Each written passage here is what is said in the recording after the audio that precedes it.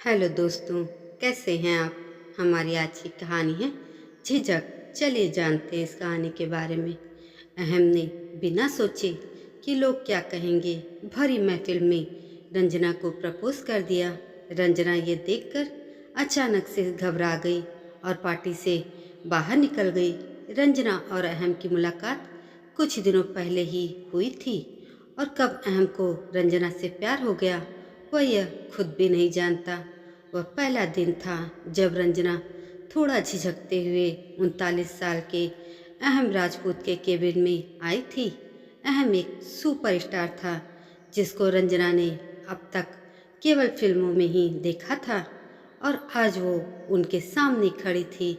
22 साल की रंजना जब अपने फैशन डिजाइनिंग करियर के शुरुआती दिनों में थी तब अहम के एक करीबी दोस्त के रेफरेंस से इंटरव्यू देने आई थी, इसलिए इतने बड़े आदमी के सामने जाने में घबराहट महसूस कर रही थी। वहीं अहम का इतना सरल और सहज बर्ताव देखकर वह चौंक गई कि इतने बड़े आदमी में घमंड बिल्कुल भी नहीं है। फिर रंजना ने अहम को अपने कुछ डिजाइन दिखाए जो अहम को बहुत पसंद आए। अहम ने रंजना को अपनी ड्रेस डिजाइन करने का ऑर्डर दे दिया।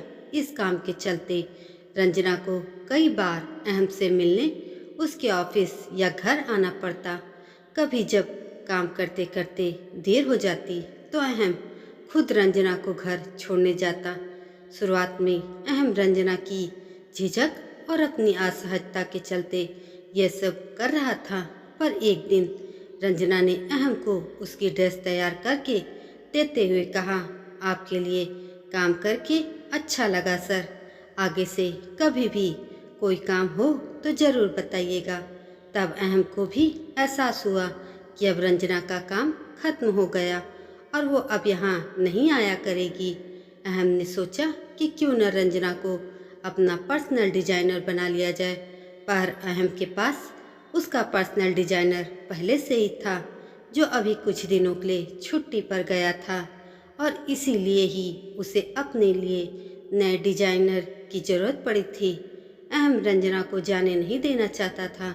उसकी मौजूदगी अहम को बहुत अच्छी लगती थी, इसीलिए अहम ने अपनी बर्थडे पार्टी में सबके सामने रंजना को प्रपोज कर दिया था। पर रंजना अहम से उम्र में 18 वर्ष छोटी थी और अहम एक सुपरस्टार भी था। ऐसे में वह उसके प्रपोजल का क्या जवाब दे ये रंजना नहीं जानती थी। हाँ, पर ये बात और थी कि रंजना भी अहम की पर्सनालिटी की दीवानी थी, जैसे हर एक फैन अपने चहेते कलाकार का होता है। पर अहम उससे प्यार करेगा यह उसने कभी नहीं सोचा था। रंजना के यूं पार्टी छोड़कर जाने से अहम पूरी तरह टूट गया। उसे लगा कि शायद उसने बिना लोगों की और अपनी उम्र की फिक्र किए रंजना को प्रपोज करके कोई बहुत बड़ी गलती कर दी है। उस रात के बाद से कब करीब एक हफ्ते बाद तक ना रंजना ने अहम से कोई कांटेक्ट करने की कोशिश की और ना ही अहम की ही हिम्मत हुई कि वह रंजना से फ़ोन करके माफ़ी मांग सके।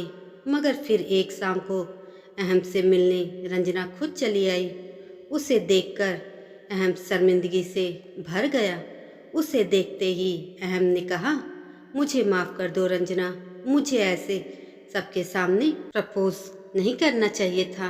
अहम बस इतना ही कह पाया था कि रंजना ने उसकी बात काटते हुए कहा, नहीं, आप मुझे माफ़ कर दीजिए, मुझे ऐसे वहाँ से जाकर आपकी बर्थडे पार्टी खराब नहीं करनी चाहिए थी। यह कहते हुए रंजना रोने लगी। तब अहम ने उसके आंसू पोंछते हुए कहा, कोई बात नहीं, रो मत तुम, मैं तुम्हें रोते हुए नहीं देख सकता। अपनी जिंदगी का फैसला करने के लिए तुम आज़ाद हो। मैं तुम पर कोई दबाव नहीं बना रहा हूँ। मैं समझता हूँ कि तुम अपने लिए अपनी ही उम्र का हमसफ़र चाहती होगी, है ना। अहम की यह बात सुनकर रंजना ने कहा, आप जानते भी हैं कि मैं यहाँ क्यों आई हूँ। आपने वो गाना तो सुना ही होगा, ना उम्र की सीमा हो। रंजना के मुंह से यह गाना सुनकर अहम को अपना जवाब मिल चुका था। दोस्तों, यह कहानी आपको कैसी लगी कमेंट करके ज़रूर बताएं और ऐसे ही अन्य कहानियों के लिए मेरे चैनल को सब्सक्राइब जरूर करें। धन्यवाद।